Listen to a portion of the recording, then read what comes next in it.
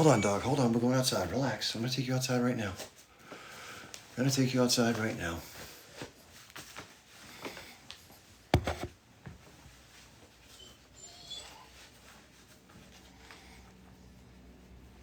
Hey, Tia. How's it going? Happy Tuesday. I started a little late today because I'm going live again this afternoon.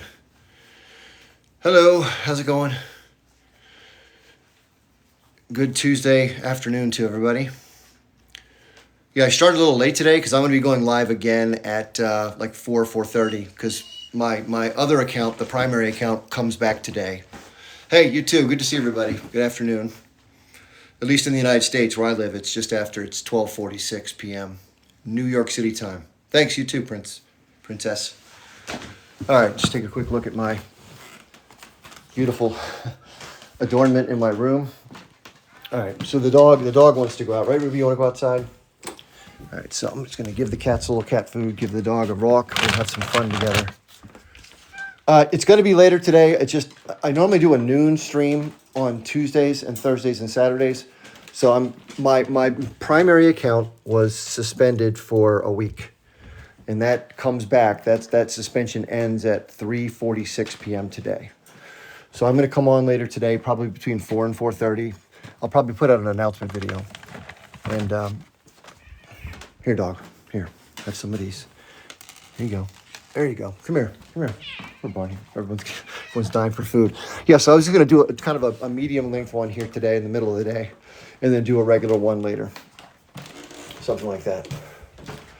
So anyway, how's everybody doing? Hope everybody had a nice holiday. Hope everybody didn't eat too much food. Right now, my time, Hannah, is 12:47 p.m. I'm in the same time zone as New York City or Washington, D.C. All right, I got to grab some water. One sec.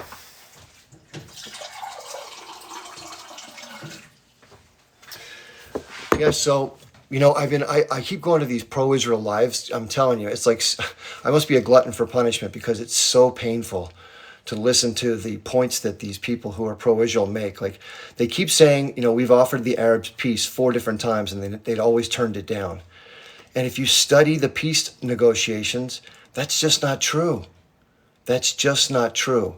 The deals that were offered never were free from Israeli control. So if you read books by Norman Finkelstein, he outlines each negotiation in painstaking detail of exactly what happened back and forth. And you'll understand why the Palestinians said no, because even Israeli scholars said, I would never have taken the deals that were offered by Israel to the PLO. So again, it's the same old narrative. But listen, it's not their fault because what happens is these talking points get drummed into them by their media over and over and over. And every time they see a show about the history, that's all they say. And so it just becomes part of the lexicon and they believe it. It's not unique to Israel. Okay? Hey, John, the United States does it too, right? The U.S. tells our population, hey, we're the best country in the world. We're for freedom. We're for democracy. We have the best economy. We're the superior nation, and everybody else is sort of, they're going through propaganda or brainwashing, or there's all these dictatorships that are bad people or Arabs or T-words or whatever. And so we get that. And if you ask a lot of Americans, just say, what's the greatest country in the world? They'll say, the United States, just reflexively. But if you look at the metrics of things like, child mortality and longevity and school systems and infrastructure and on and on and on, we're like 37 to 46. That's not the best. Somebody asked, am I Jewish? I'm not Jewish. I'm sort of a white Anglo-Saxon Protestant, whatever they call that. And I was brought up in a Episcopalian, which is a denomination of Christian Protestant household. I'm not religious. About the age of 13, I just couldn't buy it anymore. And so, I've checked different things out. I've checked Buddhism out. I've read parts, just sort of an overview from people on YouTube about the Quran. I don't want to be disrespectful to anybody. I like the tenets or the key principles of most religions in terms of, be kind to other people, think of your neighbor first, don't steal from somebody, don't lie, don't sleep around with somebody else's wife. It's just, all these things that create all this bad stuff in society. So I'm more of a principalist.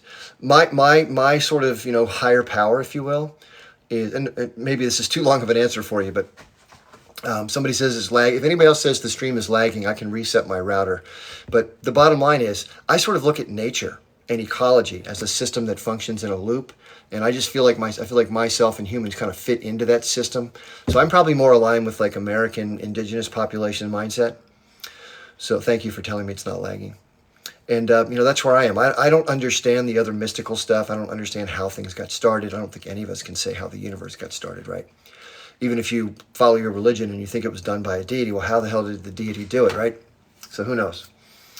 Anyway, I just can't get my head around it. And so therefore, I just can't. I don't want to be a poser and fake it. And I would imagine there are some people, like especially these Christian preachers that have these evangelical churches, they probably don't even believe in their heart. They just make money off it. So anyway, I don't know who's real and who's not.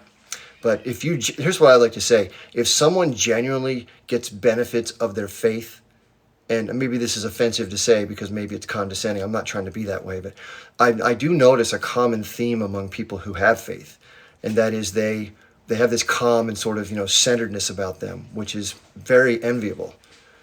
And, I think that's great.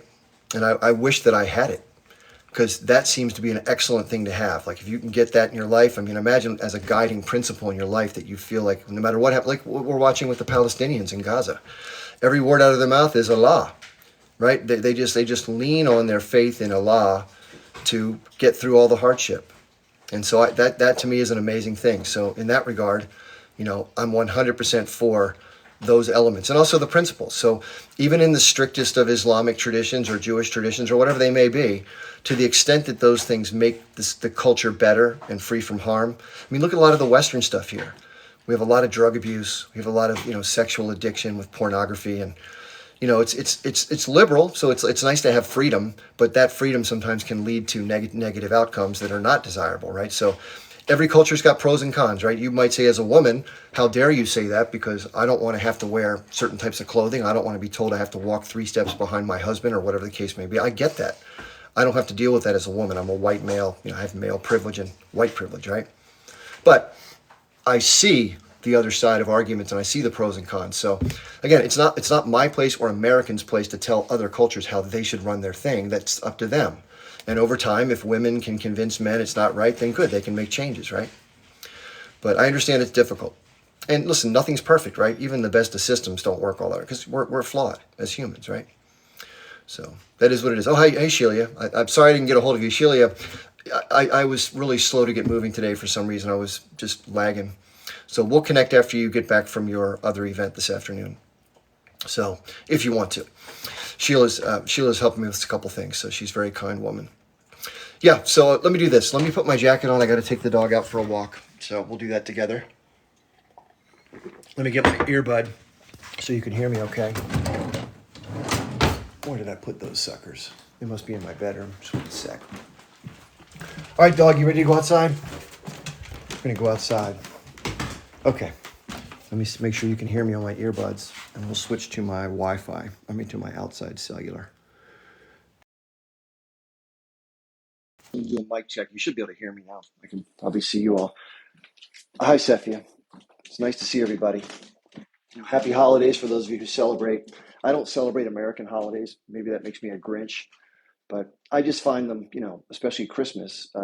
It's not about the birth of Christ anymore. It's about buying shit from Amazon and from retail stores and exchanging gifts and being uncomfortable while you drink alcohol in front of a football or basketball game and argue with your family in general.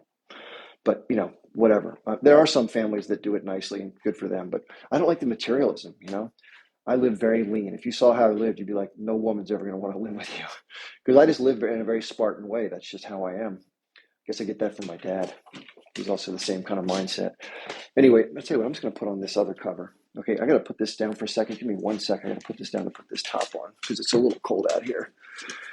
So, by the way, if anybody has any questions of me, I love answering questions. The hard part is I can't get anybody who's pro-Zionist typically to come on here. And that's really helpful to have conversations with people with whom you disagree, right? So what I don't like, I went on a few of those this morning, and I was just in the chat. I wasn't in the talk. I was just in the chat part, like you all are doing. And did I get any presents? I don't do gifts. I refuse to receive them. So I just tell people don't buy me gifts.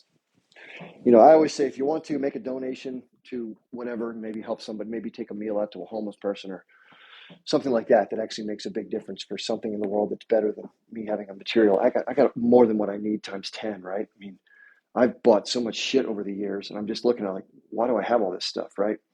So in the end, I mean, look, what did Jesus say, right? It's not about your possessions. It's about embracing those who are less fortunate and being kind to those and turn the other cheek, right? When somebody treats you bad. I think that's pretty amazing. So am I going then ship? I don't know what that means. Yeah, I'm taking the dog out for a walk. So put the leash on the dog. Dog, say hi to everybody. This is Ruby. For those of you who don't know Ruby, she's a very sweet pup. She's a very nice girl. And she's very excited about going outside. You want to go outside? Okay, let's go outside. Come on. All right, here we go. Yeah, I haven't taken Ruby on any major trips yet. I've taken her to a number of different parks, but no major trips. So I'm looking forward to taking her. I think I'm going to be visiting someplace out of state soon, which I'm really looking for. I haven't traveled in a while. I have an electric car, so it has a range of, I think, about 225 miles. So if you're going to travel 800 miles someplace, for those of you who don't know, most electric cars that aren't Teslas, the charging networks that you can charge them on are few and far between, but they have very slow chargers. So I'll give you an example. If you discharge near the low point, like 200, you go like 200 miles and it's down to like 20, it takes you about, let me think, about 10 hours to charge the vehicle, maybe 8 if you're lucky, on a standard charger. Now they do have faster chargers that 10 hours to charge the vehicle, maybe 8 if you're lucky, on a standard charger. Now they do have faster chargers that out, and they just weren't there. Like there was no chargers there. They said they were there, they weren't there. So that kind of stuff just makes it hard to want to buy an electric car. So what you have to do is either borrow somebody's car or rent one that's gas powered so you can fill up. Because somebody says no sound. Can you guys not hear me? No sound? Because I have my earbuds in. Can somebody please give me a mic check if there's no sound? Just so okay. So Suze, you may want to come out and come back in because you can't hear me, but other people can. Thanks for trying to tell me though. So yeah, I can listen. I could give you guys a 10-hour presentation on energy systems and electric modeling. And, that's something I've studied ad nauseum because I think it's really important to the future, right? Energy plays such a big role in society. And the more you learn about it, the more you realize, like, damn, this is a big problem. Like I said, it's like a predicament. I've talked about the Titanic before. And like they didn't have enough life rafts for everybody. And so you had to decide that's a predicament, right? You can't really get out of it. You just have to make tough adaptations to it. And that's the same thing we have with energy. And yeah, there's a lot of natural gas and oil in the ground, so it's not going anywhere. But then we have the emissions issue, right? And so if we continue to emit carbon and the climate continues to get messed up, and a lot of people think that's a garbage assessment, right? They think climate change is being used as a tool to control the population. I think some people are trying to co-opt it to use it for their favor, but I think that also it's real. I mean, you can't look at what's happening with the systems that we're in. There's places on the planet that have never melted before. There's water temperatures that have never gotten to a certain. It's all happened, right? So, how do you explain it? So, somebody says nuclear power. So here's the challenge with nuclear, right? So you have spent fuel rods that have a half-life of 22,000 years. So what happens if industrial society starts to break down and the electrical systems that run the water cooling pumps don't work? And you start to have Fukushimas in 400 places across the world. And there are probably going to be another 300 or 400 plants built over the next 2 decades. Because this person, I mean, listen, I understand everything has pros and cons, right? But there is no method right now to store the waste. And who would want to have nuclear waste in their area, right? I don't want that shit in my neighborhood. So it's very hard to find a place for it. And it's just very hard to keep it cool. So that's the problem, is the spent fuel rods. So uranium it's fascinating, but drawbacks, right? And then, of course, you have places, if they get uranium, and if you enrich it to a certain point, you can create an atomic weapon, which is why the U.S. is and Israel is so concerned about Iran and their nuclear activity. But I think eventually Iran's going to get a nuclear weapon. I really do. I think other places will too. God help us if anybody ever uses them. But anyway, so getting back to the electrical stuff, this is fascinating if you want to talk about it. Because we always talk about what's happening overseas, which is very important, obviously. But sometimes it's nice just for, just to keep your sanity to talk about something else, right? So, here's a crazy stat for you. So, there's a big push to electrify a lot of the vehicle fleets. Obviously, we're seeing it happen with hybrids and electrics. So, there are scientists that are studying this thing, right? They're kind of just saying, okay, well, this is what we're going to do. What are the aggregate amount of materials we're going to need to meet certain objectives, right? So you need to have things like lithium and cobalt and coltan and nickel. These are the key resources you need to be able to build electric batteries and charging systems and stuff like that. So, and not to mention the grid. Okay, that's another whole issue. You know, if you're going to be running a bunch of electric cars around that used to run on gas, well, now you have to have enough grid capacity to feed the charging stations, right? That's a whole other issue too. We don't have the grid capacity to handle 25% of the proposed increases. So that's going to cost a fortune to do that, and that's going to come out of our pockets, right? All the local utilities are going to up their service charges to pay for the upgrades. So I mean, if you're not even somebody who drives an electric car, you're going to be paying for someone else to drive their, which is going to really piss off a lot of people, especially conservatives who hate that shit. So, but just getting back to the minerals, this is the key factor. Right now, for the proposed electrification of just passenger vehicles globally by 2030, 2040, the known reserves of these minerals only make up 4% of what's needed to build this stuff. 4%, meaning they have to find the other 96%. They don't exist. So they're thinking about going down to the bottom of the ocean and trying to drill and search for minerals down in the ocean. So how messed up is industrial society that we're doing shit like going to the bottom of 5,000 feet below water to try to grab minerals to build cars because we're fucking things up? I mean, it just gets insane, right? They're also talking about doing some geoengineering. I think they're doing it already, where they're putting particles up in the atmosphere to reflect sunlight so it doesn't get absorbed in the oceans or the landmass and gets reflected back out to space, just like ice does. So these are all the problems. I mean, it's like a predicament. Anywhere you turn it, if you don't study Nate Hagens, if you haven't come across his work, he's on my list on Twitter. I strongly suggest you check out Nate Hagens. I mean, he is awesome. I mean, I've learned so much from that guy. He's got a couple of summarized like videos that are really well produced. That they're like little movies that kind of go through all this. And you know, the bottom line is industrial society consumes a ton of inputs. So it's very energy intense and it's very material intense. And there's a 1-to-1 ratio between GDP growth and material consumption. And there's a 99.4% energy relationship to GDP growth. So you can't like change it out. You can't like find a way to be a non-energy related economy. It doesn't exist. And the other thing is fossil fuels. People talk about just stop oil or whatever. Let me make a very clear statement. Modern industrial civilization in its economic engine is oil or hydrocarbons, oil, coal, natural gas. And if you don't know this, the Chinese are building like 4 new coal plants every 2 weeks. Still, they're burning the crap out of coal. By the way, not on a per capita basis, but on a total emissions basis, they blow away the U.S. in terms of emissions now because their economy is just growing like crazy. And so, so it's just everyone's racing to build out and have a better life for their people, which is understandable. I mean, I don't want anybody to suffer. But, the Amish, if you know who the Amish are, or Little House on the Prairie, a show we used to see in America when we were younger, that's how we have to live. We have to live closer to the land in smaller communities with less humans, with less industrial activity. As much as I enjoy the industrial, I took a hot shower today. Felt awesome. But guess what? Having running hot water with natural gas, and that's just an anomaly. Human history and the history of all biological beings on this crazy planet was never meant to be in the way. We're in a very brief but very anomalous period with massive amounts of hydrocarbons and agriculture supporting a very large and burgeoning population. But that can't last. It keeps doubling every 30 years. You can't keep doubling. That's called exponential growth, right? So when somebody says less human beings, they say, "Oh my God, you want to, eugenics? You want to take everybody to camps?" And no. Now, granted, this should have started a long time ago, but what you need to do is drastically decrease the birth rates so that the pace of growth of human civilization slows and eventually peaks and starts to fall down a little bit. Now, there could be natural disasters that happen or biological agents that cause it. Maybe we even saw some of that with what happened in the last 3 years. I don't know. But I will tell you this. People say, well, gosh, the 12 billion people could fit in Texas. Yeah, but it's not about physical space. It's about what's called carrying capacity. And if you haven't read carrying capacity, go on Google, type it in, and you'll understand that the landmass in the watershed has to be able to support X number of people. And each hectare of land supports X number of people.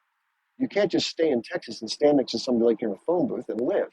You have to produce stuff. Each person needs a certain amount of terrain for, Either you're going to produce something you're going to eat directly off the land, or you're going to produce something that's going to be fed to a farmed animal that then you're going to eat the farmed animal, which, by the way, is way less efficient than eating the plant matter directly. And people who say, well, gosh, people who are vegetarian, you all kill so many mice and deer by all the, guess what? 70% of all the crops that are grown, including the ones that vegans eat, are fed to animals. So if you're going to make the argument that vegans are driving death in the fields, well, 70% of that death is attributable to farm animals, of which people who are eating the meat. I don't eat meat, not because I'm some special person. I just realized a long time ago that it was terribly inefficient. Yes, I like the way it tastes and smells because I grew up doing it, but it's horrific for animals in these factory farming systems. 95% to 100% of what you get in restaurants and what you buy at the supermarket is all factory farmed. It's disgusting, right? And nobody likes to see animals harmed or mistreated. No, I've never met one person that says, "Yeah, I'm for animal cruelty," right? But, but, I'm sure some people have seen the videos, right? You see these horrific videos of animals suffering, and whether it's in their living conditions or whether it's when they get to a slaughterhouse or whatever, it's horrific. But somehow people just kind of say, well, that's the circle of life. Everyone's got to eat. We got to feed them. No, bullshit. The circle of life does not require you to eat 3 servings of meat or two, animal products a day. That is a bullshit narrative. Now, are they dense forms of protein? Yeah. And are they convenient and easy to get? Yeah. That's a good argument. Fair enough. I'm what's called vegan, which means I don't eat any animal products. So I did it about 3 years ago and never looked back. Once you do it for about a week, you get over the initial discomfort of not having. And also, you're used to seeing a plate that has like a starch, a vegetable, and then a piece of meat or something like that, a piece of fish, whatever. And so that getting over that sort of normalcy, which has always been your whole life, it's kind of weird for the first few weeks you do it. You're like, where's the other portion? Like it's just kind of. But once you get used to eating other stuff, you can make stuff like bean burritos with lots of vegetables packed in. I love like shredded cabbage and tomatoes and onions, and these things actually they're kind of crunchy. And then you can add a non-fat dressing to it, like something that's made out of vinegar or mustard or something. There's lots of ways to prepare foods that taste really good. In fact, I even have a recipe on my phone here. I have a collection of recipes that I've been finding over the years. And every time I found a good one, I just kept it in a list and I break it down by food type or meal. So I got a ton of good breakfast stuff, good lunches, good snacks, and then different things like Mexican, all the different food types we can get anywhere. And you can make almost anything taste good if you understand how to make sauces. And the key is to minimize oils if you want to lose weight, because oils are so dense. I could talk about this. I had to study so much to learn about this too. Because when you're doing nutrition, you have to make sure you're getting all the nutrients you need, right? So you got to read, research. But there are people out there on the internet, on YouTube, that have it all laid out for you, and they give you all the recipes. They tell you all the details. So there's a thing called, I think it's called 21 Day Kickstart. If you Google that, it gives you a 3-week menu plan, and it gives you all the things you need to get at the grocery store and stuff. Some they kind of do all the work for you. They even give you a free counselor by email, so you can talk to somebody if you're having trouble or whatever. So that's pretty cool. I'm not trying to force anybody to do jack shit. I'm just saying, if you're somebody who cares about the environment, which a lot of people say they do, and you still eat meat, that's a bad one, right? Because that's driving a good bit of the emissions, as well as just the suffering and the damage to the land. So I know it's a sensitive subject because a lot of people don't want to be told what they should eat. I probably wouldn't have wanted to hear this stuff 10 years ago either, right? But it's an undeniable fact. It's just face truth. Just like the occupation is an undeniable fact, right? Can't overlook that. So anyway, but getting back to the energy stuff. So about hydrocarbons playing such a huge role, there's 3 things that have changed human evolution. 3 major things that have changed humans. One was the discovery and harnessing of fire. How to harness fire. That was a big one because we didn't freeze to death. We could burn wood and stay alive, and we could cook stuff. Right, that was big. The second one was agriculture, the discovery of how to domesticate plants and then animals. Right, that allowed us to have extra calories.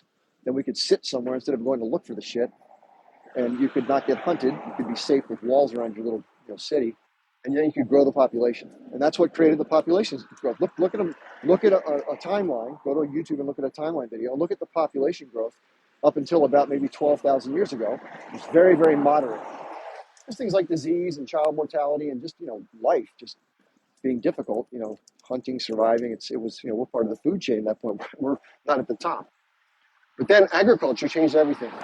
And then what changed agriculture and exploded everything was the discovery of hydrocarbons. So coal and then natural gas and oil. And look at the same timeline and look at the growth of human population since the discovery of hydrocarbons. It exploded. And that's because they used natural gas based fertilizers and they used monocrop agriculture to grow the available calories, and that of course explodes the population. Calories equals population. Lack of calories equals lower population. It's a very simple equation. So that's what Nate Hagens talks about. So if you're someone looking to lose weight, seriously, don't count calories. That's a bullshit game. All you have to do is find the foods that are less calorically dense. And the four food groups are vegetables, fruits, starches, maybe some grains. And then, that's pretty much simple. So if you just go with those four groups and make your meals out of those four, you're good. And just try to eat mostly your food. You don't have to be perfect, but try to eat less processed sugars, try to eat less oils, and try not to put a ton of salt in your food. So again, four very calorically not so dense food groups. It fills you up, but it doesn't have a lot of calories. And that's how I was able to get back to my high school weight. So I'm about 165 pounds and have been that way the last 3 years. And the weight just falls off of you. It's unbelievable. You can eat as much as you want, potatoes, rice, beans, salads, all the fruit you want to eat. It tastes good, man. I even make this banana-based frozen banana ice cream that I put in my Vitamix, and it's awesome. And it tastes good. And it has like 1,000th the calories of ice cream. So you can do whatever you want if you want to try hard enough. Listen, it takes a little time to prepare stuff. I'm not going to bullshit you there. You got to go shopping. You got to go, cook stuff, which takes time. I spend about an hour a day preparing food, but you can prepare it like the beginning of the week. You can go and make a bunch of stuff. Salads and stuff and vegetables, I like those made fresh because I don't like, and they sit in the fridge for a day or two, they kind of get nasty. So I usually make my vegetables fresh, but all the other meals, I cook them and I eat a couple portions and I freeze the rest in individual portion containers. And I just take them out and microwave them and I eat the meal and I make the vegetables fresh. That's how I do it.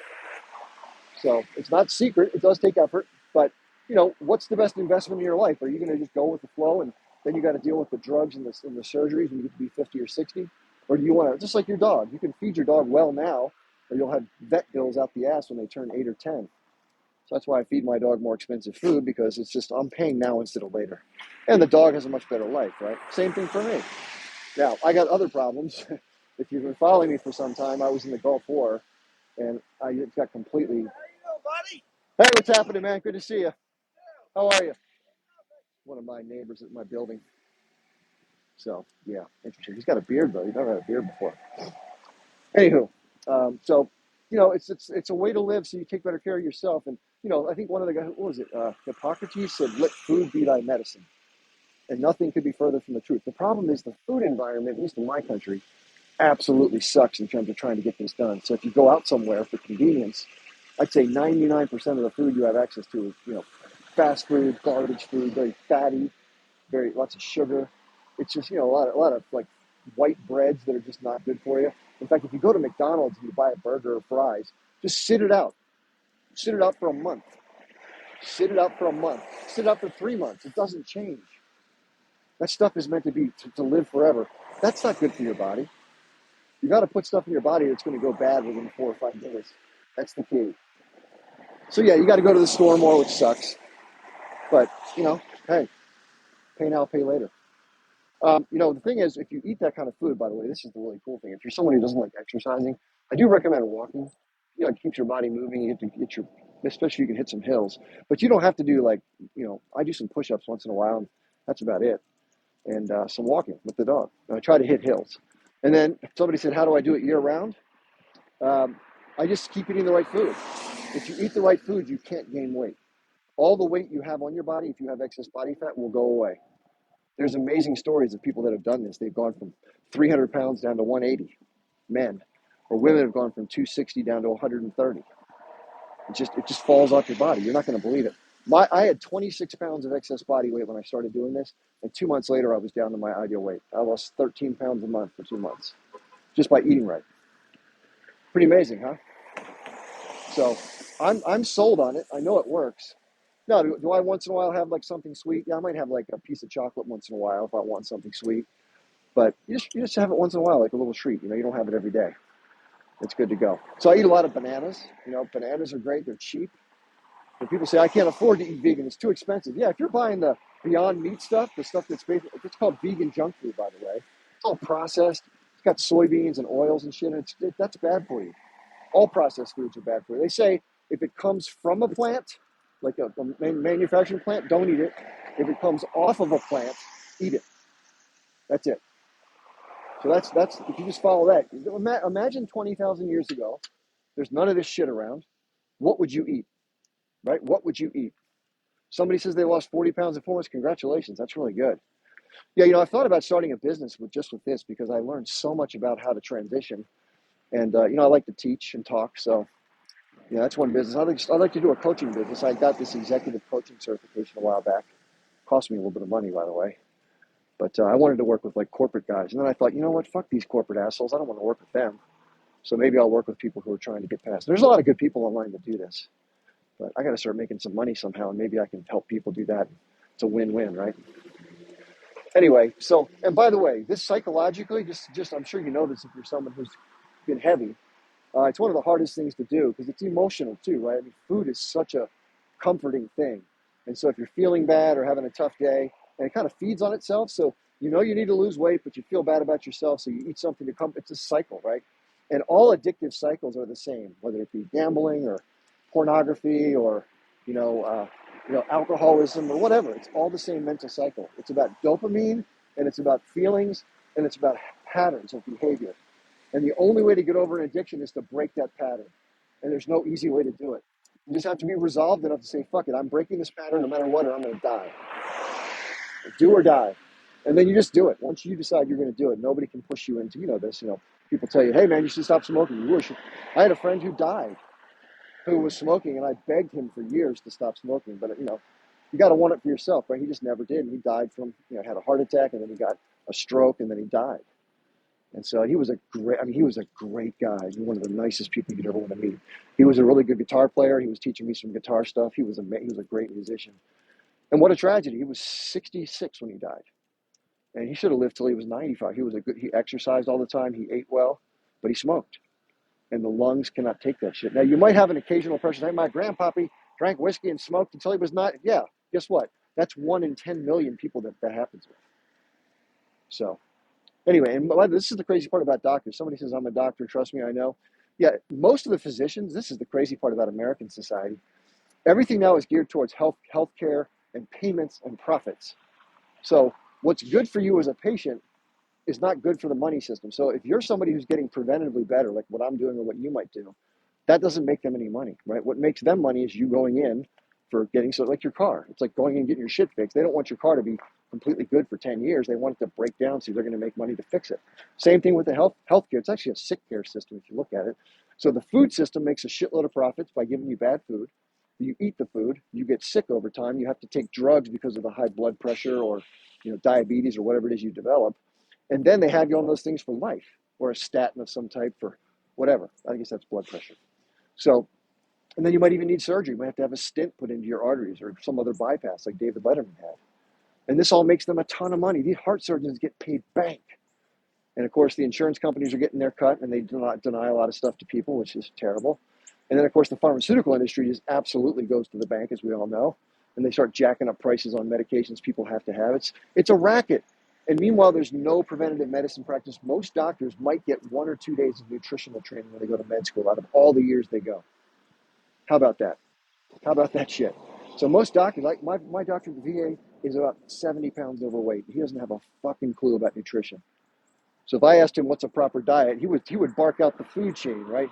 Oh, you want to eat 2 to 3 servings a day of meat, 2 to 3 servings a day of grains. Yeah, that's bullshit. That is bullshit. But it's again, everything's a way for a reason, and that's bullshit. That is bullshit. But it's again, everything's a way for a reason, and it almost always comes back to profit and money, which is so sad. And what we should be doing is coming together in small communities as an industrialist. Everybody wants to grow their economy because that's what makes everybody happy. That's what keeps you in power.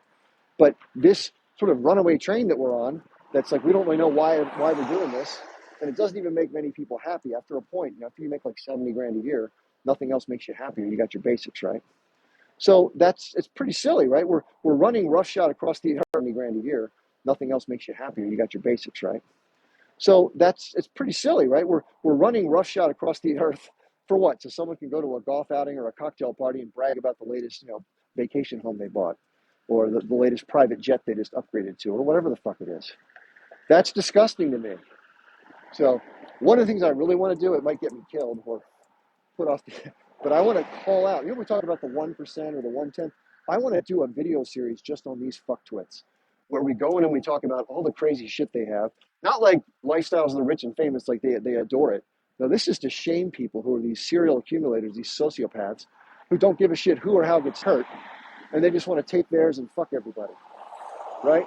That is what needs to be done. Is these, just like we talked about the guy from APAC or the management of APAC. They should never ever walk a step in their life casually through a place that's public, ever. They should have somebody hounding the shit out of them. Now, whatever the laws are regarding harassment, you want to do it right up to the edge of that and not cross the legal border. But sometimes you can even cross the legal border, right? You don't want to physically touch anybody, obviously. That's wrong. But if they're walking down, let's say they go down to a little vacation spot and they're on the beach and they're walking with their family and they're having a good old time, you're like, hey, fuck twit. You're the CEO of XYZ. You made $32 million last year. You took the workers' pay down by 20%. You took away their vacation. Fuck you. You're a piece of shit, right? That's what needs to happen. All over the board. These people are going around pretty much unabated, stealing from the public with all these chain stores. All the money goes to Wall Street, and we're left holding the bullshit with the debt, right? And by the way, let's talk about Andrew Tate for a second. If you don't know who Andrew Tate is, this is the poster boy for these problems, okay? There's also a guy named Patrick Bet-David. He's got the PBD podcast. He made a bunch of money in the insurance industry. He had a multi-level marketing company. Still has it. It's called People Helping People, PHP. This is the problem. These people are enamored by money and wealth. And yeah, listen, I've been in that space where I made a bunch of money for a period of time. And so it is very, very alluring. You start to think like you're better than others because you're making money. Like, oh, I'm the man or whatever. It's a sickness, basically, is what it is. And it's like the sirens singing, right? You remember heard that old Greek tale that the sirens would sing, but if you went too close, you'd turn into stone or some shit like that. That's what money is. Money is seductive, but it's evil. Now, you have to have some of it. I look at money like oxygen, right? You got to have some because otherwise you're absolutely up the river. But after you have enough to breathe, like you don't need more. If you light a match in a room that's pure oxygen, you're going to be in a very rude awakening. So then after you get some shit, like the airplane, you get enough in yourself and you pass it on to your neighbor, right? That's what we should be doing with money, but we're doing it the wrong way. And we're letting the hierarchy screw the masses more than ever. So I'm not opposed. Listen, within an industrial society, if that's what we're all going to do, if we're going to agree to trade that off and live this way and just let everything else be damned and hope for the best, which I think is very short-sighted, but let's just say that's the common, decision and majority rules. Then within that, there are some places for structures to be competitive that make it better for people who have to get stuff, like maybe producing a product or something like that. So you wouldn't want to have a system that's all state-run because there'd be no incentive to make better things or provide more value. But not in the way it's structured now. You can still have competitiveness and hard work in a cooperative business where the workers get a much better outcome by providing the work to get the work done for the business.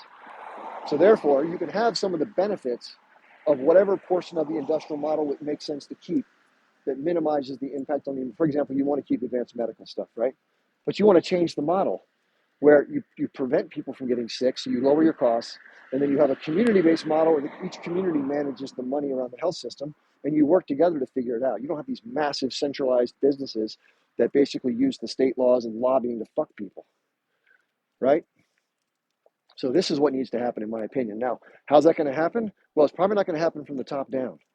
So if it's going to happen from the bottom up, then people like me and people like you or whoever has a desire to make these changes, one of my goals, if I can get it all done, I need some help staff-wise, but because I'm somebody who has a lot of vision, I want to start some cooperatives.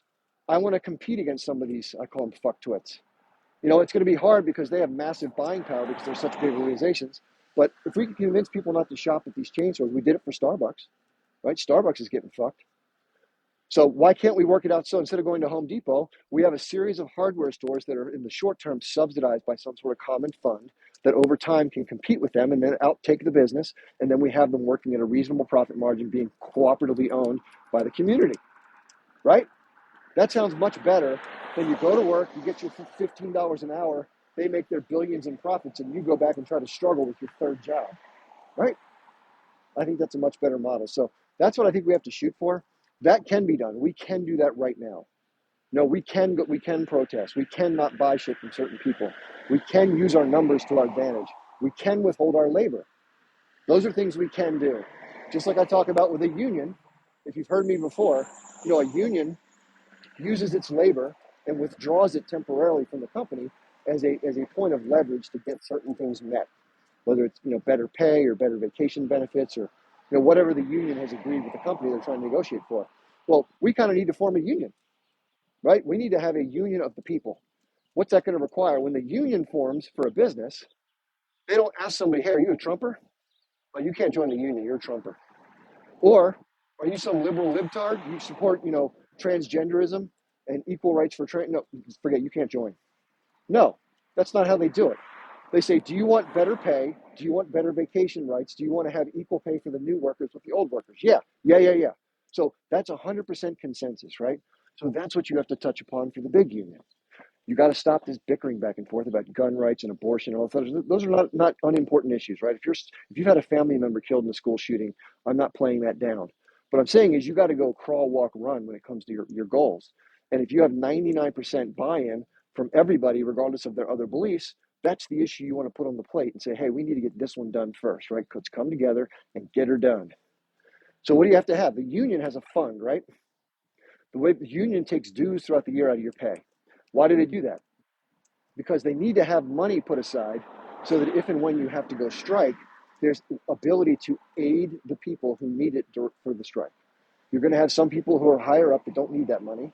But if you're a working class person making minimum wage or 15 or 20 bucks an hour, whatever it is, you're not going to be able to pay your mortgage. You're not going to be able to pay your bills for maybe the strike takes 3 months, right? So the union fund helps fill in the gaps. And in the bigger system, it's called mutual aid. Mutual aid. So how does that happen? There's no one way to organize it. People in their community have to sponsor one other person. Say, hey, I'll help you because I have the means to do it temporarily. I'll sacrifice having internet and cable this month or whatever so I can help your family or whatever form that takes. But that'll have to be a part of it.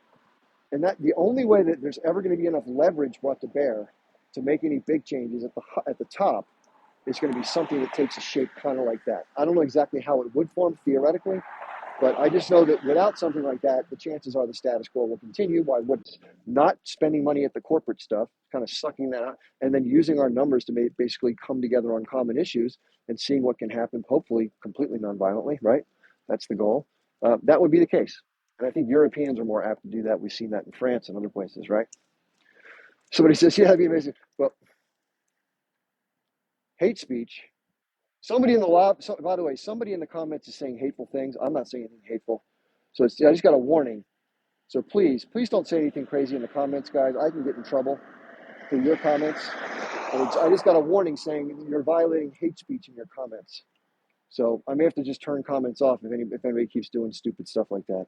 Because I'm not saying anything that's hateful, for God's sakes. I don't hate anybody. Anyway, so I guess we could talk about the weather or something to keep the problems off our radar. I'm walking back inside right now with the dog.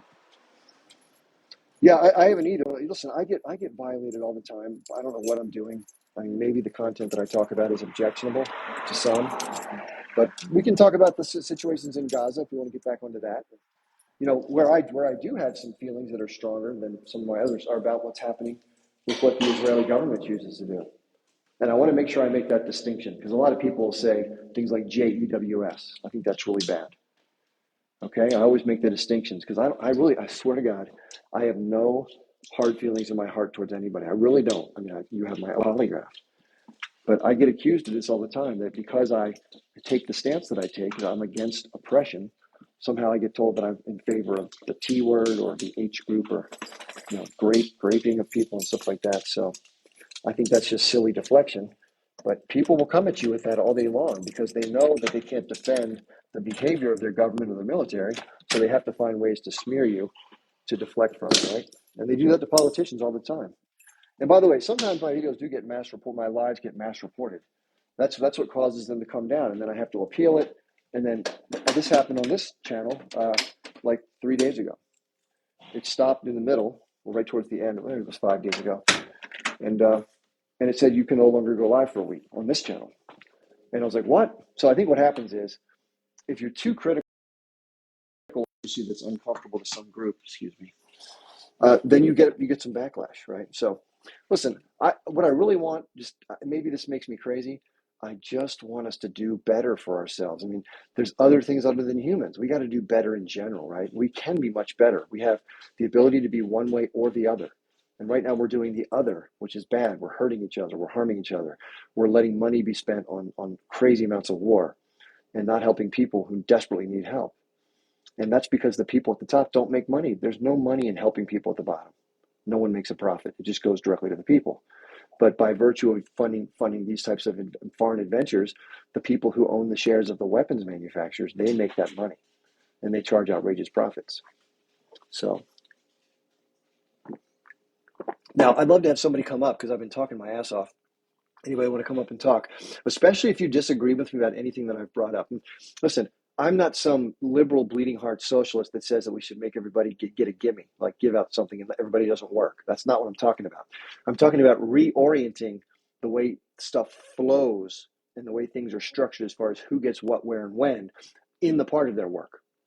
Because everybody, if we were living 20,000 years ago as just a small group of human beings, let's say it's just us, the 90 people that are here, each person has a role of some type. Some people are going to go out and find stuff to eat. Some people are going to hunt.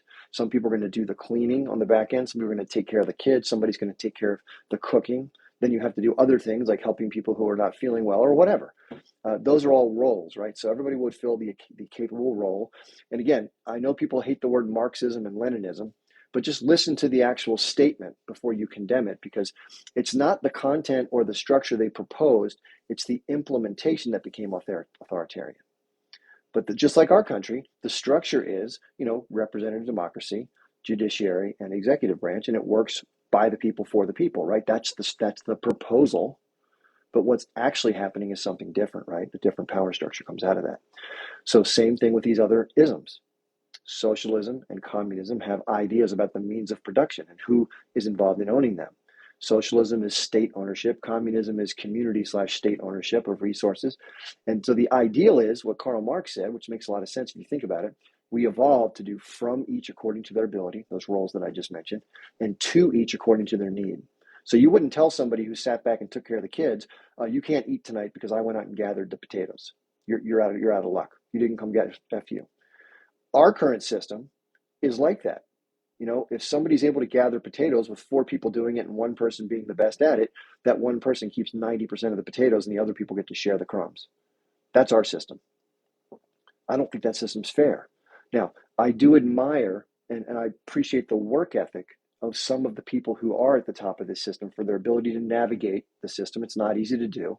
It takes a lot of risk, it takes a lot of smarts, and a lot of hard work. So to that extent, I admire what they've accomplished. I don't admire the mindset in which they've accomplished those goals. And I think those goals are sick in that they're not meant to help others, although they'll argue they're making jobs, but they don't pay people what I think is the fair amount of the production. That's what Marx said. Marx said, and I'm not a Marxist. I'm just letting you know the principles. I'm a political science major, so I had to go through communist political systems and all this stuff. So the Marxist ideology is, you help everybody, right? You help everybody. That's the bottom line. And of course, that'd be a much better way to live. Now, what happens in practice is people are, flawed and greedy and they want power and things go off the rails and then things get bad, right? So I don't know what the exact answer is. I do know this, though. Something that lowers the consumption, that lowers the negative impact on the ecology and other beings that we share this place with. It's not our planet. It's a planet on which we happen to live. And so do others. And so they have to survive. They can survive just fine without us, but it's not the other way. We depend highly on other forms of life, whether it be bees or plants or certain animals, because we can't survive without them doing what they do well. So, and we're sort of treating it very cavalierly in a general sense. Maybe some of you don't feel that way in your heart. I certainly don't. But we're participating in a system, as Nate Higgins would say, none of us are to blame, but all of us are complicit because we're involved in the stream of activity, this movement of capitalist and industrial activity. By the way, socialist systems and communist systems are not free from industrialization, right? So they're all industrial-based systems with workers, but they're talking about the different classes and how it should be more egalitarian. Doesn't change the fact that the planet's being destroyed. So if you go over to Russia, or if you go over to North Korea, they're doing the same shit we're doing. They're building power plants. They're building buildings and cities and large amounts of development, all of which have a negative impact, right? And again, you walk outside, you walk down the street barefoot, you're going to step on an ant, right? So there's going to be some impact no matter how we do. But the impact that we would have absent some of these industrial systems would be far less. I think everyone can agree upon that, right? But the trade-off would be we don't get all the benefits, conveniences, all the luxuries. And a lot of people on Earth don't even benefit from it, right? A lot of people on this planet live off like $2 or $5 a day, which is horrible. It's desperate poverty. So not only do we need to create and get more egalitarian systems within the wealthier countries, but we need to find a way to help those who are struggling. But we also need to lower the birth rates so that we don't continue to cause more of the challenges that stress the system that require extra demand, which is the problem. It's the demand for resources that's the problem, not the people per se. It's just the demand those people create. So I don't hate humans. I don't want to see humans perish, but they're going to perish one way or the other, right? So if we keep growing the population to 12, 13, 14 billion or whatever it gets to, there's not going to be enough resources to feed them. Now, somebody said this named Thomas Malthus back in the mid to late 1700s. That's why people say, when I say something like what I just said, they say, oh, you're a Malthusian. You think we can't figure out a way to feed everybody. You're a Malthusian. You want everybody to go, to DIE. No, I don't. But because of carrying capacity and what's called overshoot, every civilization that's ever been through this process, it's always the same. This is the amazing part about it.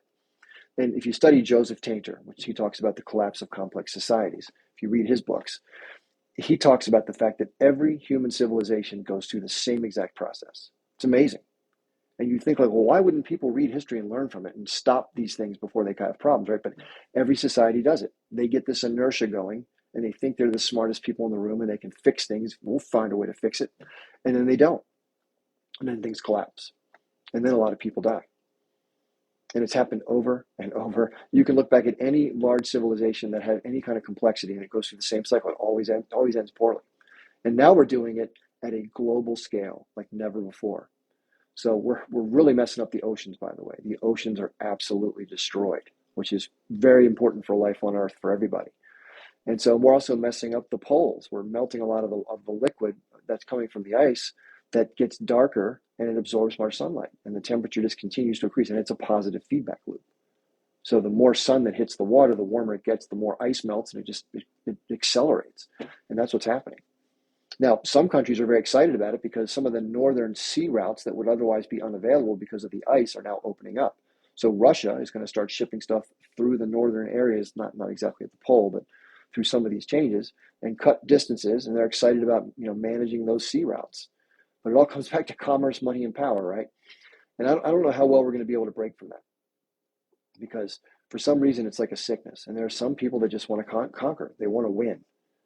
And whatever the costs are to win. That's like the Andrew Tate. Let's get back to Andrew Tate. Okay, this is great. This is so much fun to talk about Andrew Tate. Now, I have mixed feelings about Andrew Tate and his brother Tristan. First of all, I think they're scumbags, just in general. Okay, they treat women like shit. They objectify them. They sleep with them. They treat them as objects. They talk about them that way. They talk down about women. They sound like they're stupid or whatever. And they just think that women have a role, and that's to birth children for them and their masculine goals of birthing children. So now, Stavros, when you say they're great guys, okay, let me tell you why. Okay, somebody said once that I called Elon Musk a great person or a good person. Those words never leave my mouth. I wouldn't say that Andrew and Tristan, whose brother's name is Tristan Tate, they do like a podcast. They have amazing social media presence, by the way. I will give them that. They've built an amazing social media platform. And by the way, they're very well known and they're very well followed by a lot of younger men who, by the way, don't have really good role models to follow. So they kind of look to people like who are strong-willed and talk about how you can get ahead. So I will say this. The advice that they give a lot of people is sound advice. So for example, Andrew will say, you need to take care of your body, right? You need to take care of your family by going on earning, make you earn enough, right? Now they take that a step further and they say you need to be rich. You need to be wealthy in order to be a good, strong man. You have to go out there and just take it on. And for them, going from making $50,000 a year to making $500,000 is like, wow, you're a great guy. You're a great person. No, you're not. That's the wrong, in my opinion, that's the wrong measure for people's lives. What's really important is how do you do well? How do you do well for people? Going out and making a bunch of money for yourself is very selfish. It's very selfish. It's self-absorption. They are both very well. They're very self-absorbed humans. Now, do I think that some of their advice resonates with certain people in a way that's probably better for them than not better for them? Yes, I do agree with that. And I think that their social media presence is to be admired because it's amazing. The way they do their videography and their whole system is really amazing. But if you don't know much about their history, and I've studied this ad nauseum. So for anybody on here, I think there's a guy named Stavros on here who's probably going to challenge me on this. That's okay. I will give you the receipts to back this up because I've saved everything I've found about the Tate brothers that is digging deep into their past. I have it recorded with them saying it. It's not me making an accusation. It's them saying it about themselves. Like, you can't make this shit up.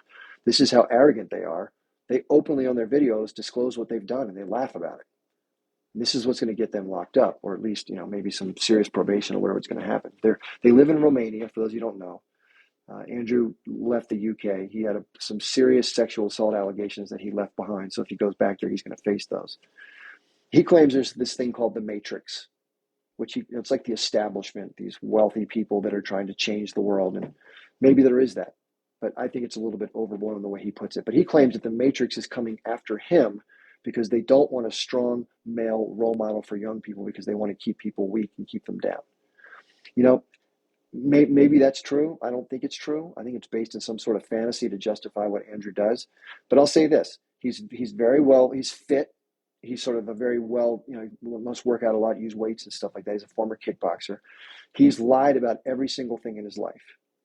Somebody did a deep dive video and taken Andrew's statements and then going back and providing the specific, legitimate details. He'll say, "I was a world-class kickboxer. I was a win." He'll talk about his accomplishments in kickboxing. You go back and check, none of it's true. He talks about how good a chess player he is because his dad was a pretty good chess player. They have these ranking systems for chess players. Andrew claims he was this, that, and like state champion. No, he wasn't. He finished like 25th. So Stavros, I know a lot about them. Just before you get at me, Stavros, I've probably spent 70 or 80 hours of my life digging deep on the Tates because I was so curious about these guys because I thought they were being mistreated. When they first got taken, they for those who don't know, they ended up going to jail in Romania. They were the Romanian police stormed in and took them to jail. The accusation against them is they were running some sort of a human trafficking ring with women. And they were also exploiting women for money. They had women on OnlyFans, and they had a split with the girls, and they were basically forcing them to work long hours to make them more money. That's part of the accusation. So I didn't say he wasn't a good kickboxer. I said that he overstated his accomplishments. Stavros. So Stavros, listen. If I'll tell you what I'll do, Stavros. If you send me an email, please. I don't want to, it's a lot of information to cover. But if you send me an email at chipbarnesonline@gmail.com, okay, send me an email. I will send you copies of every piece of information that I have to back up what I say. I've put a lot of it on Twitter, a lot of the pro-Tate stuff. And listen, I got no beef with Andrew or Tristan. I don't know them. I could give a shit. But when somebody's being all boisterous and saying, "I'm the man, you should follow me," it's worthy of investigation as to whether this is a really good role model. Just like Elon Musk, who has a very checkered past with regards to how he's run his businesses and how he's gotten to where he's gotten. I've done research on that. I do the same thing every time. I follow the same exact mental, objective process. I don't want to say they're bad. I don't want to say they're good. I want to see what's going on for real. And I've said the things I think are good about them.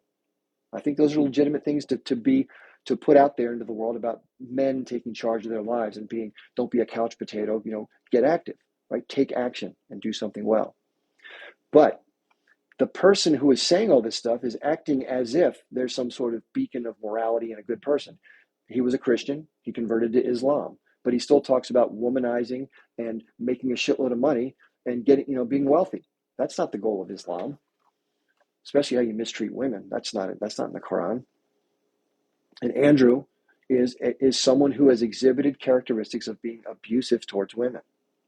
It's undoubtable. There's video of him beating women. Like, you can see it with your own two eyes. And he claims it was role play. No, it wasn't. Look at the fear on this woman's face when you see it done. You can't act that out. That's ridiculous. So listen, everybody's got black and white, right? We're not one way. You and I both know we have skills, we have weaknesses, we have things that we aspire to be, but we're not. All these things. I think a lot of that bluster comes out of these egotistical men is all this bluster. They know they have flaws. It's like, why can't Donald Trump just admit that he's wrong sometimes? Or why can't Andrew Tate admit that he has fears? Or whatever. Do you think that makes him look weak? No, it makes you seem vulnerable, which means you're human, right? And then you're more identifiable. But if you get back to what Andrew and Tristan did, okay, the law of human trafficking, and I'm not a lawyer in Romania, but the laws have specific language as to what constitutes human trafficking. It's not like you lock somebody up in a room, keep handcuffs on them, and force them to do stuff. It's not that extensive. That can be what happens, but most of the human trafficking examples that are prosecuted are at a lower level that meets a different threshold of the law. So what that lower threshold involves is psychologically coercing somebody into doing things they wouldn't otherwise do under your control. And that's in the law. And that is the provision against which they've been charged in Romania with a couple other charges. And that's the biggest one. And it's an ongoing form. That's a big difference between one-off. If you don't know the law in Romania, I did some research on this. And there's a guy named Bruce Matthews. He's a lawyer. It's called Bruce Matthews Responds or something like that. If you look him up, Bruce Matthews, look him up. He's done deep dives on the Tates, just like I just did with you, or that I'll send receipts to Stavros with. And if you listen to his deep dives, he covers the same trend. Listen, I didn't even know this guy, Bruce Matthews. He's a criminal attorney, and he does this thing, Criminal Attorney Reacts or something like that. And he takes different cases and evaluates. Well, he took the Tate situation, and he just went down the line from start to finish, played a lot of his old videos, like I just told you, same stuff I found. So I got nothing against them. I'm not trying to beef with Stavros. And they have a lot of fanboys that are like loyal. Just like, listen, it's just like the Israeli propaganda. You have people from Israel who talk like the government talking points, right? You have fans of the Tates that talks about Stavros. Listen, I'm not wrong about this, man. Let me ask you this question, Stavros. Is it possible that there's things that you don't know about the Tates that if you knew about them, you might feel differently? Is that possible? I want to see if Stavros answer that. So is that possible, Stavros? Is it possible that there are things about the Tates that you're not aware of, that if you were made aware of them, you might feel differently about them? Is that possible, or is that impossible? Okay, so I'm glad you agreed it's at least possible. So let me do this for you. I'm going to stop talking about what I think I know, and I'm going to show you what's on video that you will then know.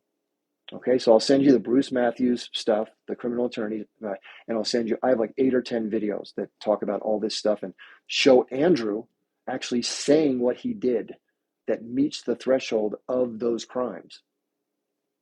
Okay? Hey, Stavros, listen, you can doubt me all day. I tell you what, rather than us chatting back and forth about it, just do this. Take the information in. I'll send you all the links. You can click on them yourself and you'll launch the videos. I'm not going to send you the actual videos. And once you look at them, come on back on and tell me what you think. That's fair. I'll even have you on. Why don't you come on right now and talk to somebody? Anna Bader, trust me, the same evaluation I've done of Israeli propaganda versus the actual stuff that's going on in life is the same thing I did with what comes out of Andrew Tate's mouth and Tristan Tate's mouth versus what I discovered. No different. Yeah, that's fair. I think that's fair, Stavros. And listen, if you want to come back and say that you think the information does not follow up with what I said, we'll have a conversation about it and you can set me straight. Hello? Hi, good afternoon to you and to everybody. Hey. Thank you for all what you're doing. I have an important announcement.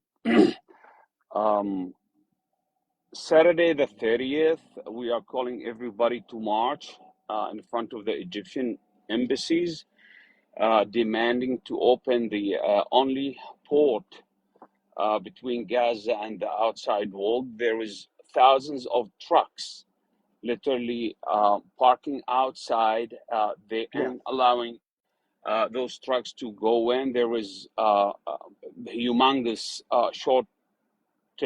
shortage of medical supplies, water, food, fuel. So we have succeeded on Monday, the other Monday when there was a global strike. So this is an appeal to you and to all the free spirits out there to remind people Saturday, the 30th, if they could go just to all the Egyptian embassies, the Egyptian councils, What consulates, I time? mean, and What time? What time of day? there was no time planned, honestly. Like this would depend on each guys. Like if you are in Washington, you just guys, maybe if we I would think noon would be a great time. We Okay. pick the date and the day, and hopefully this would bring. And guys, just make sure you take some videos and post it. So if we manage to get this going on in like 10, 15, 20 countries, and the media cover this, that would put some sort of pressure on the Egyptians, because it's ridiculous what's going on. They are literally strangling the uh, Palestinians in Gaza. Meanwhile, they are Yeah. sending aid to what's so-called Israel through what's happening now in Yemen. That they are blocking the ships. Yeah. United Arab Emirates is sending food and veggies through Saudi Arabia, Jordan, and all those guys. It's amazing how things are working. They're supposed to be Arab brothers, but it seems they are Zionist brothers. That's all what I got to say. Thank you very much. Thank you. Appreciate all what you do, Thank you and very much. free Palestine. Yep. No doubt. That would be great. Okay. There's Thank you, somebody else sir. that's in the queue as well. Thank you for coming on. I really appreciate it. Yeah, it's nice to hear that people are doing things that are going to make, that make people know what we're talking about. And yeah, the Egyptians, someone in the chat mentioned something that's important to know. That is, there are reports that there are people charging trucks $7,000 to go through the Rafah border crossing from Egypt. $7,000. So just imagine if you're an aid group and you're trying to do stuff, on a budget to get food in or clothing or medical supplies, and someone's strong arming you for $7,000 per truck. That's pretty harsh, right? Now, I don't know if that's true. I don't have any receipts for that, but I've heard that from multiple sources. So maybe that's the case. And listen, the El-Sisi government is a military government. Let's face it. And you can't go out and talk smack in public. You can't even report on that in Israel. In Egypt, you're going to get arrested and smacked around. I don't know if it's Egypt or if it's representatives of like different groups, or somehow the government gets a piece. I don't know exactly how it's structured, but either way, it sucks, right? But I think the idea is, listen, the other thing is, if you don't know this, the Israelis control the Gaza side of that border. So they get to decide what goes in and out. The Egyptians can open or close their side of it, but it's got two fences, one for each side. I don't think so. I don't think it's import taxes. I think it's just it's squeezing people for that. Anyway, and by the way, just to let you know, just getting back to the Tate issue for one last thing. My first thought when I saw these reports of Andrew and Tristan being arrested, and they were being held without charge for a while too. That was the other thing. I don't know if you know this, but in Romania, you can be held just like administrative detention in Israel. You can be held in jail with no charges for up to 90 days, and then they can extend it for another 90 days up to 180 before they even charge you. Now think about that for a second. How bad is that? Now, I don't know about you. I'm just going to let you know this. I've been to jail 3 times. Not proud of it. All for marijuana related stuff. I used to be a business guy in the marijuana space. No longer. But it was all related to that stuff. And it's all legal now. That's the crazy part. Where I live, it's 100% legal. It just wasn't when I was doing this stuff. So anyway, but only for short periods of time. The first one was for 4 or 5 days. The second one was for 2 days. The third one was for 24 hours. So, and the last one was just a stupid warrant that hadn't been served from a previous time. It was like 5 years old. But anyway, I digress. But I can tell you this, having been in jail, I will tell you this, jail sucks. Not just not having your freedom, which is bad, but just the conditions in jail. So the bottom line is, somebody says, Dad, stop telling your business. Hey, is that a dig that I'm older? I don't have kids, just so you know, so I can't technically be called dad. Maybe a dad to a dog and 2 cats. But it's not fun. The last time I was in a little holding area with 7 people. We didn't even have room to sit down. We had to lay on the fucking floor. It was dirty. It was nasty. The fluorescent lights are on 24 hours a day, so you can't sleep. It's brutal. And jail is where a lot of people who are African American get stuck because of our bail system. If you don't have the money to bail out, you stay in jail until your court date comes up, which can be 6 months to a year. So anyway, I feel badly for the other people because it's like a prison industrial complex, and low income people who are doing what they have to do to survive get stuck in jail. So, but anyway, so I felt sympathy for the Tates when I first heard this story because what did I know? I just heard that these are guys that were innocent, that were taken into jail because this system doesn't want them sharing their message with young people, and they were getting kicked off of all these platforms like YouTube and I guess Twitter. They got kicked off a lot of places, and so they thought that they were being censored, and they're being actually arrested for being a force for good. That was the narrative that I'd heard. And I was like, shit, this sucks. Somebody says this is age restricted. I guess I got an age restricted message too. What am I doing that prompts all these problems? I'm just talking about jail, but whatever. Or maybe because I used the word ganja. I should have said something like gadamata. Anyway, I don't use or consume any substances. I don't drink alcohol. I don't do any illegal drugs. I take the prescribed medications from the VA that helps me live. That's it. But anyway, getting back to this, so I was initially very sympathetic to the Tates, thinking that I hate being in jail, right? And that this sucks for them. They were in for like 2 months or 3 months or whatever it ended up being. It was a long time.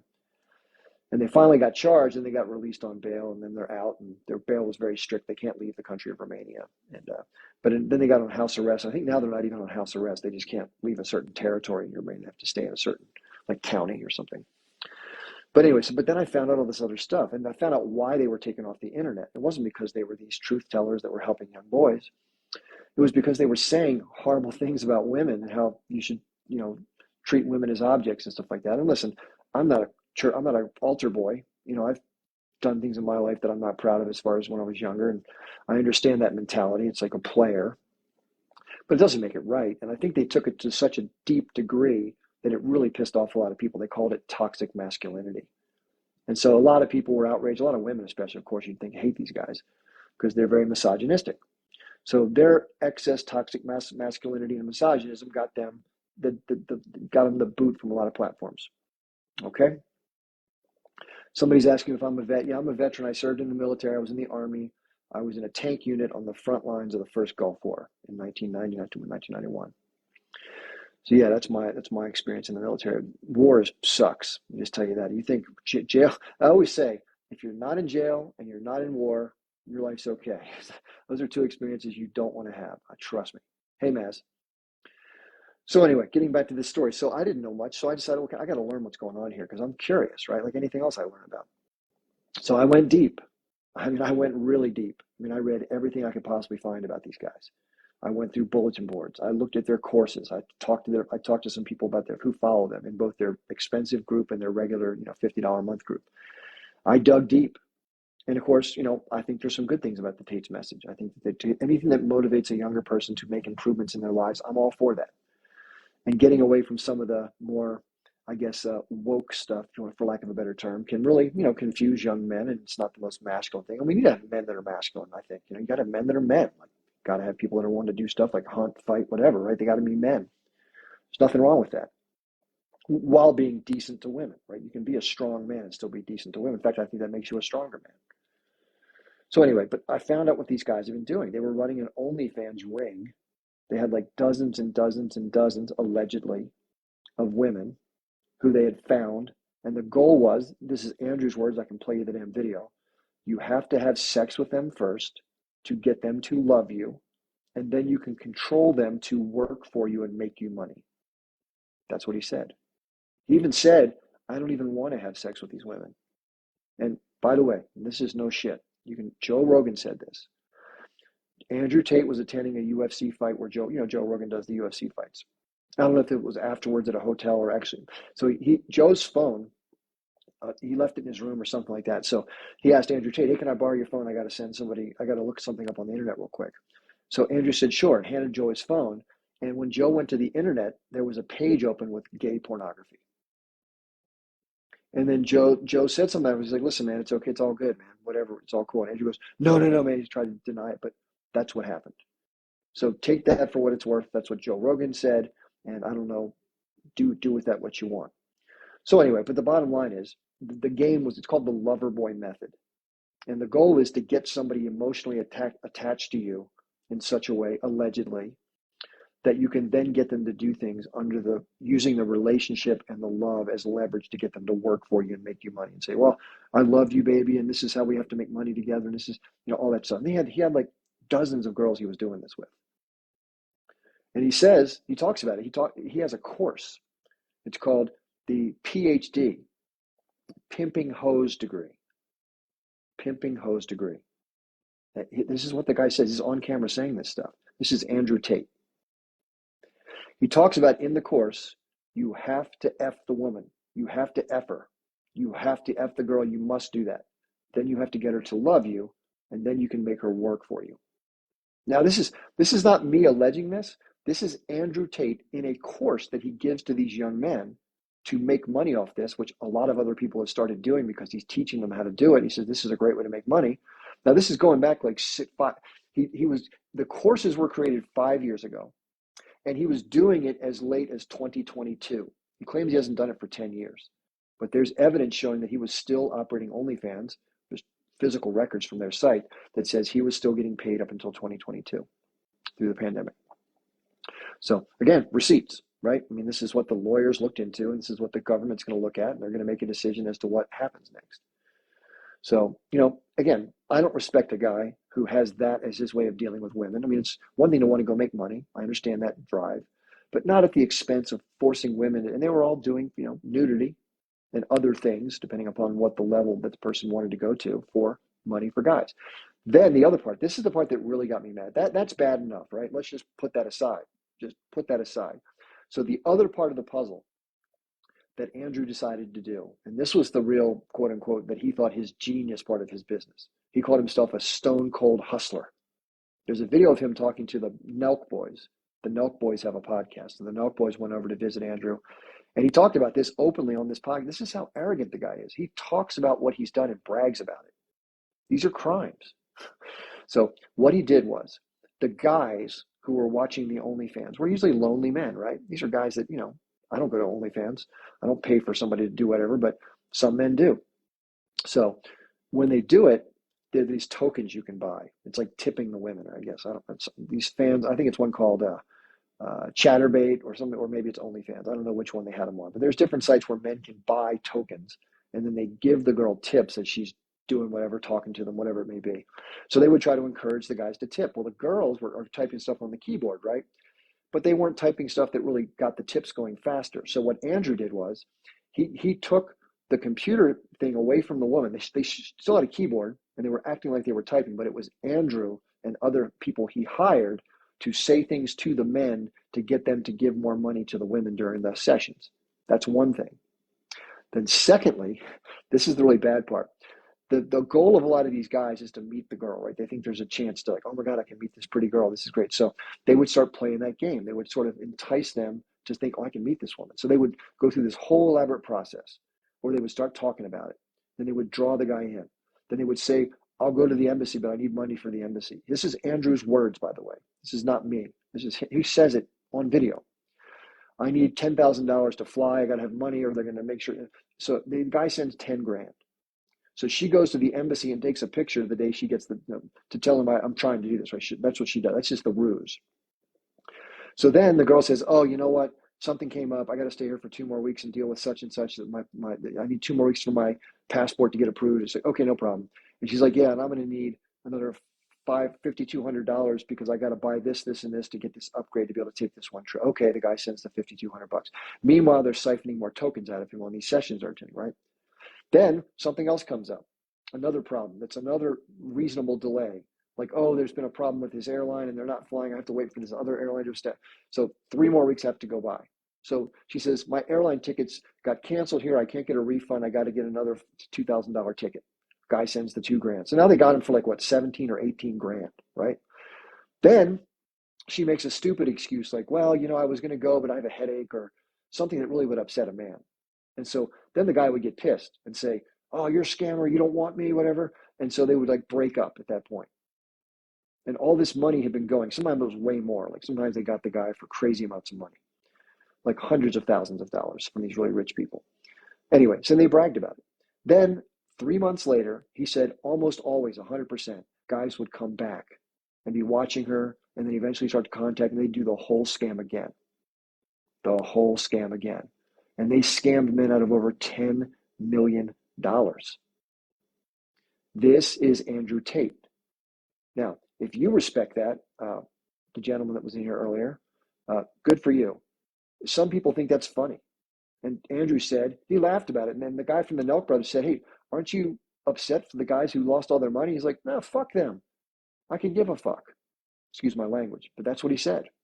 So look up Nelk Andrew Tate interview or podcast, and you'll see it yourself. Or I have these videos on my notepad here. I got like 20 videos that all the links are saved to all these videos because I figured at some point I need to have these things for future reference, and here we go.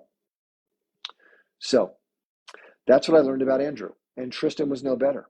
He did the same shit. So the charges that are alleged to have violated the laws are real laws, and it appears that the behavior that they've personally spoke about on video of having done Nelk, Nelk Brothers. I think it's going to hurt them because obviously they're saying they did it, like they're bragging about it to other people, and there's videos of him teaching others how to do it. So again, they tout themselves as these great guys who are running the world and trying to fight the establishment. Now, I will give Andrew credit. He's been very vocal about advocating for what's happening with the Palestinians, and I'm glad he's doing that. So everybody's not. It's not black and white. It's shades of gray.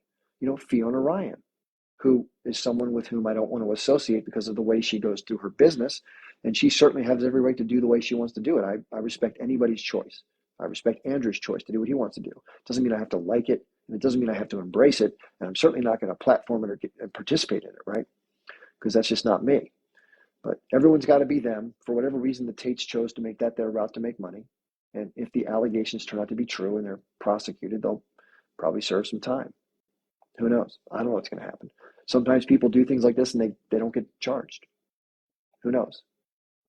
So anyway, and the fact that Andrew calls himself now, he says he's a practicing Muslim, but he's still doing a lot of the same crap. Again, I don't know his personal life. I don't know everything about Andrew. I don't know what his day-to-day is. I see his social media sometimes. I kind of ignore him now because he's a joke.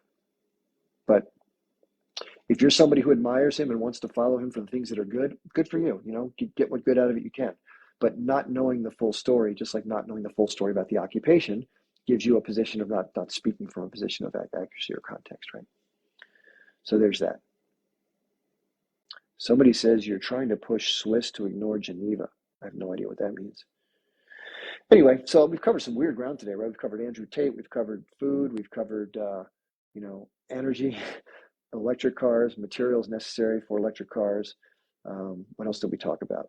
We've covered a lot of territory, right? And again, I'm a total weirdo. Like I just spend a lot of my time reading and researching stuff. It just, if something piques my interest, I just go deep.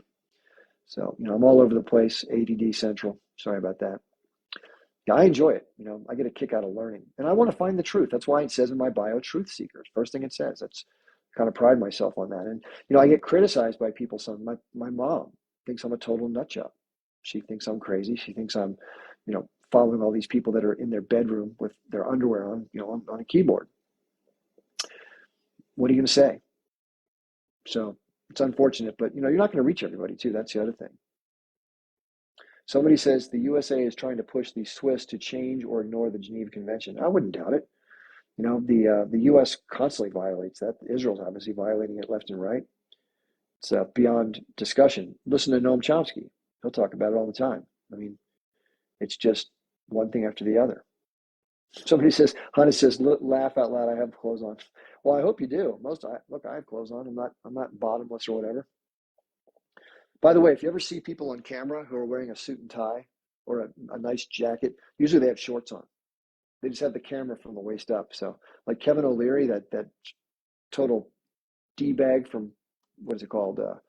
What's that? Shark Tank. And he's a greedy capitalist. He does a lot. They show videos of him. He's got a shirt and tie on. He's got like workout shoes and shorts on below. It's kind of funny to see that. Yeah, most people who are on camera are only dressed from the waist up nicely. They got like a pair of jeans on sometimes. So I haven't done that yet. I haven't done anything, two-part like that. I haven't checked much. Let me check the chat here. Yeah, again, that guy Sneeko, if you know who Sneeko is, he was buddy with Andrew Tate. And I think they've kind of had a falling out because, listen, the tenets of Islam require you to be, you have to moderate yourself, right? You can't indulge yourself in all these earthly pleasures that you've been so used to indulging in for decades. And it's a big shift, right? And you have to be temperate. You got to be kind to others. You have to be, you got to keep your ego in check. You got to be humble. You got to be kind to women and exalt them and treat them with decency and respect, not talk down to them and think of them as objects just to be, pilfered for your money and for your personal gratification, right? Yeah, Nina. I mean, listen, I am not some angel. I've done my share of bad things that I'm not proud of too in my life, right? I don't do them now. Not that I even could, but I don't do them now. I think it's you learn and you improve and you try to get better. There's still things I do that I'm not proud of, right? My temper goes sometimes, and we all have that, right? Emotion, but yeah. So, and by the way, I think that everybody has a right to do whatever they want to do. It's their path, their journey, and if they want to say things or do things that work for them, then great. I'm all for them being able to do it. I think freedom and freedom of speech are very important. But, it's hurting other people is where I think it's bad. So if you're hurting others or hurting the environment or hurting animals to pleasure yourself or get pleasure, that's where I think it gets bad, right? Any thought on the BRICS 2024? Yeah, there's 34 countries that have applied for membership in BRICS starting in 2024. So Iran being the biggest among them. So you can look that up on the internet. You can type in BRICS 2024 applicants and see the list. A lot of countries, though. So the US dollar is the writing's on the wall, unfortunately, for the US dollar. If you know what BRICS is, it's an alternative economic alliance that's moving away from using the US dollar to settle transactions for commodities. And it's the beginning of the end of the total domination of the US dollar for international trade, which is a huge, huge change. I mean, this is like an earthquake going on in finance and commerce. I mean, it's big. It's like probably the biggest thing in modern history that's happening right now. So it's good to point that out. Yeah, the dollar is no longer going to be the reserve currency. If you don't know, reserve currency is what basically people settle all trades in and maintain in New York banks. So let's give you a good example. So when Saudi Arabia sells their oil to another country, the other country is required to take their native currency, convert it into US dollars, which is an artificial support for the value of the currency. Then they give that currency to the Saudis. The Saudis give them the oil. The Saudis then deposit that money into a New York bank and they buy US Treasury bonds and Treasury bills that have a certain yield or coupon that gets paid semi-annually. So they make a little bit of money on their money that's parked, and it's parked in a very perceived safe place in the United States. So that money all cycles back to the US. It's an extremely dominant way to run stuff. You get to control everything. And then you can print money unlimited because everyone's using your money. They're forced to use it, so they can't stop using it. So you can debase it, which is what the US has been doing over the last 10 years, big time. Like it's accelerated big time. Now countries are saying no more. I mean, those foreign reserves, by the way, those are called foreign reserves. Saudi Arabia has a certain amount of foreign reserves in New York banks, right? It's their money, but it's elsewhere. Russia had foreign reserves. They had parked some of their oil money and other money from commodity sales. And guess what the US did when the war broke out? They took it. They took like $620 billion of Russian money. They just took it, kept it. Nope, can't have it back. Yep. So if you're a country that's putting your money in New York banks and you see one of the other countries in the world who sells a lot of oil or other stuff, they take their fucking money. What would you think? I'd be wanting to get my money as fast as I could from that country. So again, for a lot of reasons, listen, the U.S. is a bad actor, is a very bad actor. Doesn't keep its word, tries to always get more from others, doesn't negotiate in good faith, pressures people, uses its veto power to protect stuff like we're seeing now. It is a bad actor. Now, the people who live in the country have no idea a lot of this stuff even goes on. They're not bad people. Just like many of the Israelis who live in Israel aren't supportive of the Netanyahu far-right government. They probably want security for Israel, but they're not people foaming at the mouth to go get Palestinians, right? The Americans aren't ones that want to support coups d'etats and, all the interference that goes on around the world, and not supportive of the foreign wars, but they're not people that are like, they're not bad people. So it's the governing apparatus and the oligarchy and the security states that really force those movements where the people don't. Those are the power structures that need to be, looked at, criticized, whatever. So in fairness. So anyway, we've talked about a lot of stuff for a while here. The interesting thing is going to be in the coming decade is how much conflict is this big chasm going to create, this big shift that's taking place. And, we're seeing vying for different energy pipelines and energy routes. So you have shipping, which we're seeing what's happening in the Suez Canal and the Gulf of whatever it is. We're right off the Gulf of Aden where Yemen and Djibouti come together at the south side of the Red Sea where going up to the Suez, they're blocking it off right now, which is a major interruption to international trade. Then you have pipeline routes and other energy resources that are being fought over. And we saw the Nord Stream 2 pipeline go bye-bye. That was a big deal. And we see what's happening right now with Israel. It's a disruptive force. War is disruptive. Nobody wants to go develop a gas field or put in a pipeline when you're having war. It's unstable. They want stability to make investments.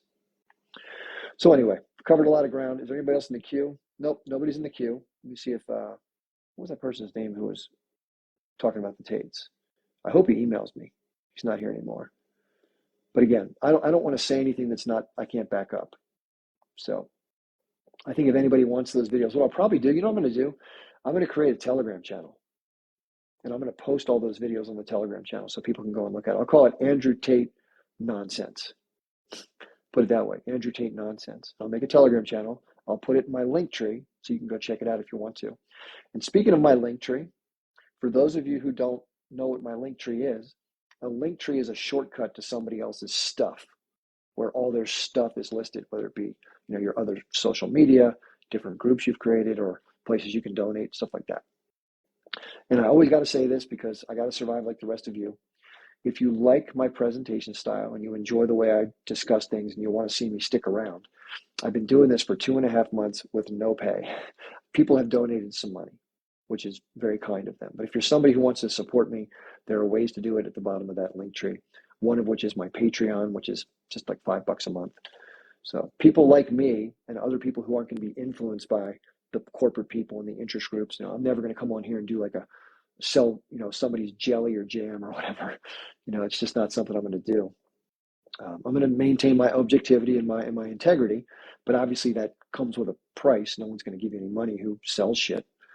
So, and definitely not going to get anything from the government. So, but that's why you need community support. And there's a lot of people that operate the way that I'm operating. So, and I know it's a pain in the ass because everybody asks you the same thing, but to the extent you can, if you're able to, I don't want to have anybody who can't, but if you can, chip in what you can. And eventually, if I have enough followers and enough small pieces coming in, I'll be able to do this with no worrying about being able to cover the basic bills. My bills are $2,600 a month. I'm very open about this. On my website, which hasn't gone up yet, it's called chipbarnesonline.com. I'm going to have a thing that says donations and costs. And you'll see each month what came in from each source, Patreon, PayPal. It'll all be on there. And then you'll see what got spent and on what. So I even break my expenses out for you. I could give a shit. I don't mind if anybody knows what I'm spending. And then you'll see exactly where your money's going. So a lot of people raise money and you don't know anything. It just goes into this black hole and you hope it does something. You'll know exactly to the dime what your money did. Some of the things we're going to do with the extra money, just so you know, I'm looking to get some other people involved to help do some of the legwork so I can do more of what I do best. And they can help with some of the work that takes up a lot of my time now. And then want to build a team to take this thing to the next level, maybe get some other people like me that are good, that can talk about, and then maybe a different person, younger, or maybe somebody of different ethnic background or whatever, some diversity in the group so we have different perspectives, but the same sort of objective, honest, work from a point of integrity space to share information with the public as best we can and support good things in the world, not selfish stuff. That's the goal. I have no idea where it's going to go. I might even be alive in 6 months. I mean, I'm really not doing great, but all we can do is get up every day and try, right? And that's what I'm going to keep doing. So if you want to help out great my schedule, just so you know, it's going to be getting back to normal. This is my backup channel. My primary channel is Chip Barnes 67. It's been on pause for 1 week, but it goes back on today at around 4 p.m. So what I'll probably do is get on between 4 and 4:30 while I'm walking the dog and just get back on as normal and just talk to people a little bit. I'll do an announcement video when I close this up so that people know. And I'll do it here as well as I'll put it on the main channel. So that's the deal. My normal schedule is Monday, Wednesday, Friday from 8 p.m. to 10 p.m. Eastern time. And then my Tuesday, Thursday, Saturday schedule is from 12 noon to 2 p.m. I apologize. I had a little bit of a late start today because I just wasn't feeling great. But so that's the deal. I appreciate everybody being here. Happy holidays to everybody. Thanks for Maz for moderating the talk and everything like that. And it's good to see all the regulars and anybody new. Love to have you follow me, and I look forward to more fun. Thanks for being here.